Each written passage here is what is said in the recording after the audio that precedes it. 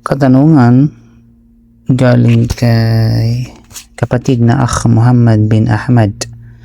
Ang tanong niya ito noon pang November 23, 2025. Okay, ngayon lang po kasi ako nagkaroon ng time na silipin at basahin yung mga DMs, mga direct message natin sa ating Facebook page. Dahil ngayon lang ako nagkaroon ng oras. Kasi normally po o usually hindi po ako nagbabasa ng mga DMs sa aking page. Kasi naka-open po yung aking messenger sa aking personal account. Kaya hindi napapansin ito. Kaya kanina, ang daming mga nag-DM sa atin ng mga katanungan. Kaya iniisa-isa ko silang nireplyan at sinasabi natin na abangan ang kanilang kasagutan sa mga katanungan nila sa ating podcast. At kaya nga po, nauna ito dahil medyo matagal-tagal na ito, no? Mashallah, tabarakallah. Kaya shout out kayo kay kapatid na Akh Muhammad bin Ahmad. So, ang tanong niya po ay ganito. Assalamualaikum warahmatullahi wabarakatuh. Ya Sheikh, may tanong lang po ako kung ano ang hatol sa Islam sa pangarong. Ito ba ay haram o hindi? Jazakallahu khair, ya Sheikh, sana po masagot. Okay. So, tinanong ko siya kung ano yung pangarong kasi hindi ko naman naunawaan at naintindihan yung salitang yaon. At ang sabi niya, ito ay salitang kalagan. Nang ibig sabihin ay pamamanhikan. So, correct me if I'm wrong sa mga kalagan nating followers kung tama ba yung sinabi ng kapatid natin na ang pangarong ay pamanhikan. So, sasagutin natin ito batay doon sa sinabi niya na ang pangarong ay pamamanhikan. Okay. So, bismillahi wa salatu wa salam ala rasulillah wa ala alihi wa sahbihi ajma'in ma ba'd. So, kapatid, no, wa alaikumussalam wa rahmatullahi wa barakatuh. Barakallahu fik at naway gantim palang ka ng Allah subhanahu wa ta'ala sa iyong napakahalagang katanungan. Marami kasi ang nalilito, no, sa usaping ito dahil sa paghahalo ng kaugalian o urf sa Arabic term at Sharia.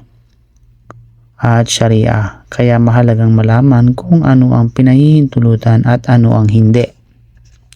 Na kung kaya ang tanong is ano ang hatol ng pangarong sa Islam or sasalin sa Tagalog pamamanhikan.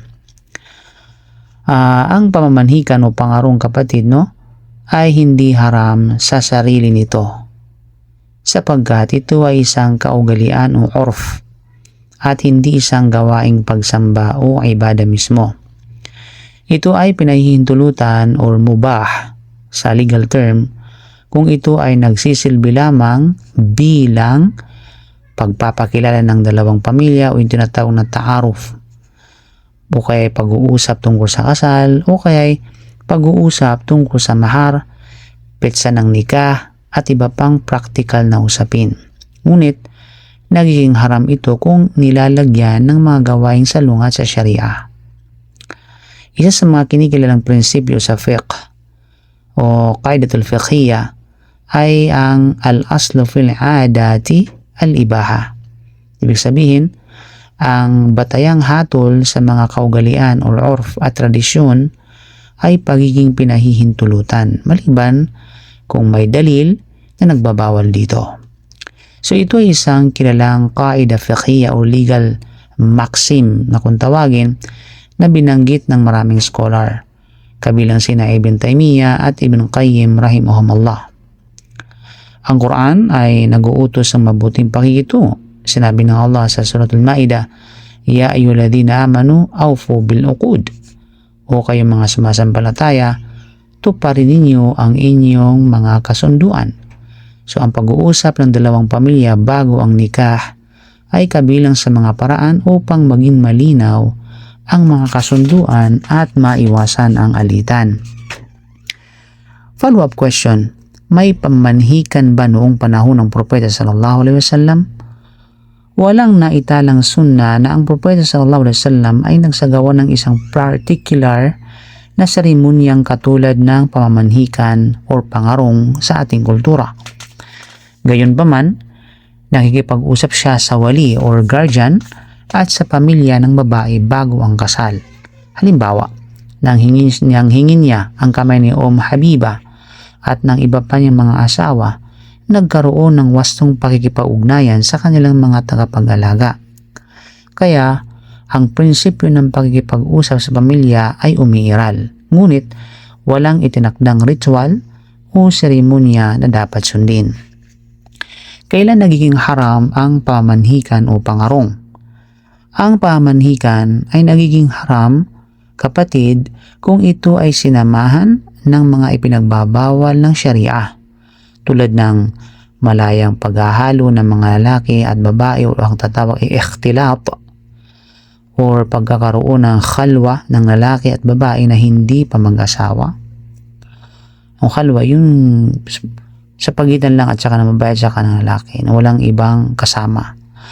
O kaya pagkakaroon ng musika at mga ipinagbabawal na aliwan, pag-inom ng alak, paniniwala na ito ay obligadong ritual bago maging valid ang kasal, o kaya mga pamahiin o ritual na walang batayan sa Islam. Kaya kapag ganito, mayroong mga components ng ganito, ito ay naging haram ang pangarong o pamamanhikan. Hindi ito bahagi ng nikah. Mahalagang tandaan na hindi kinakailangan ang pamamanhikan upang maging wasto ang nikah. Ang mga haligi ng o kaya harka ng nikah at kondisyon o syurut ng nikah ay iba, gaya ng pahintulot ng wali ayon sa karamihan ng mga fuqaha, o kaya dalawang makatarungang saksi, shahidatan ni adlani, alok at pagtanggap, yung tinatawag na ijab at saka kabul, at kawalan ng mga hadlang sa kasal. Kung wala ang pamanhikan ngunit kumpleto ang mga ito, yung mga syurut sa kondisyon at saka raukanang sa ang nikah, arkanong nikah, wasto pa rin ang nikah. Si Sheikh Ibn Baz rahimahullah nagsabi, ipinaliwanag niya na ang mga kaugalian ng mga tao ay pinahihintulutan hanggat hindi sumasalungat sa Quran at Sunnah.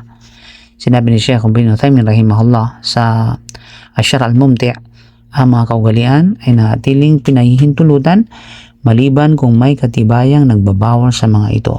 Hinaw? Hope na naging malinaw yung mga ating mga sinaysay dito. So bilang buod sa mga nasabi natin kapatid, so ang tanong, haram ba ang pamamanhikan? Ang sagot, ang hatol dito ay hindi sa sarili nito. Ano ang hatol nito? Ito ay mubah, ito ay pinahihintulutan or allowed. Bahagi ba ito ng sunnah ng nikah? Hindi, isa lamang itong kaugalian o orf. Kailan ito naging haram? Kapag may halong mga ipinagbabawal sa Sharia tulad ng ikhtilat, tulad ng khalwa, musika, alako, mga bid'ah at pamahiin. Kailangan ba ito para maging valid ang kasal? Hindi. Ang nikah ay wasto kahit walang pamamanhikan o pangarong kung natugunan ang lahat ng kondisyon ng kasal. So kapatid, ang Islam ay hindi dumating upang burahin ang lahat ng kultura ng mga tao. Sa halip, pinanatili nito ang mga mabubuting kaugalian at inalis lamang ang mga salungat sa Sharia. Kaya kung ang pamamanhikan o pangarong ay simpleng paraan ng paggalang sa pamilya, pag-uusap tungkol sa kasal, at pagpapalakas ng ugnayan ng dalawang angkan, ito ay pinahihintulutan. Ngunit dapat itong manatiling malaya sa anumang gawain na labag sa Quran at Sunnah. At sinabi ng Allah, وَتَعَاوَنُوا عَلَى الْبِرِّ وَالتَّقْوَى وَلَا تَعَاوَنُوا عَلَى الْإِثْمِ وَالْعُدْوَانِ sa Surah Al-Ma'idah. At magtulungan kayo sa kabutihan at pagkatakot sa Allah, at huwag kayong magtulungan sa kasalanan at pagsaway sa Allah. So Allahu a'lam bisawab kapatid, at naway inshallah nasagot natin na justified natin ang iyong napakagandang katanungan, at naway pagbalain ka ng Allah subhanahu wa ta'ala. So don't forget to share, to like, to follow, and to comment sa ating podcast. So barakallahu fikum, subhanaka bihamdika asyhadu an la ilaha illa anta astaghfiruka wa atubu ilaik. Assalamualaikum warahmatullahi wabarakatuh.